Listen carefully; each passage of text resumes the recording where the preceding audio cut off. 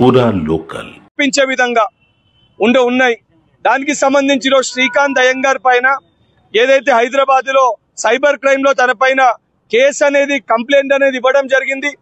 దానితో పాటు ఏదైతే ఫిల్మ్ ఇండస్ట్రీకి సంబంధించిన మా అసోసియేషన్ విష్ణు గారి సమయాన్ని కూడా కోరడం జరిగింది, వారి యొక్క సమయాన్ని కూడా అడగడం జరిగింది. ఇసొంటి వ్యక్తుల్ని ఎవరైతే గాంధీ గారి గురించి, ఫాదర్ ఆఫ్ ది నేషన్ గురించి అసభ్యకరంగా మాట్లాడుతున్నారో మా అసోసియేషన్ కి వెళ్ళి కూడా వారిని తొలగించాలి, తక్షణమే వారిని మా అసోసియేషన్ కి వెళ్ళి తీసేయాలి, వారి యొక్క సభ్యత్వాన్ని కూడా క్యాన్సిల్ చేయాలి, రద్దు చేయాలని చెప్పి కూడా మా అసోసియేషన్ ని కలిసి కూడా వారికి కూడా రిక్వెస్ట్ లెటర్ ఇవ్వడం జరుగుతుంది. దానితో పాటు సినిమాటోగ్రఫీ మినిస్టర్ కోమటిరెడ్డి వెంకటరెడ్డి గారిని కూడా కలిసి వారిపైన ఏదైతే ఇసొంటి వ్యక్తుల పైన చర్యలు తీసుకునే విధంగా వారికి కూడా ఒక రిక్వెస్ట్ లెటర్, దానితో పాటు దిల్ రాజు గారికి కూడా ఇవ్వడం జరుగుతుంది. నేను మీడియా ముఖంగా ఫిలిం ఇండస్ట్రీ సభ్యులకు కూడా నేను విజ్ఞప్తి చేస్తున్నా.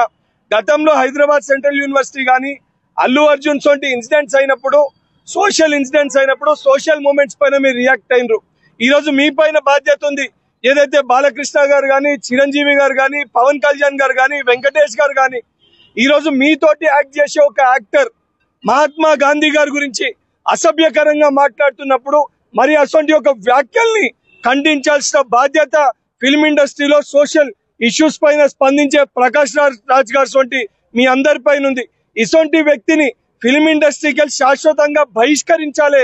ఈ రోజు మనం ఏదైతే రాష్ట్ర చిహ్నాల పైన ఏదన్నా చిన్న తప్పులు మాట్లాడినా, చిన్న పొరపాట్లు చేస్తేనే సొమోటోగా పోలీస్ డిపార్ట్మెంట్ కేసులు పెడుతుంది.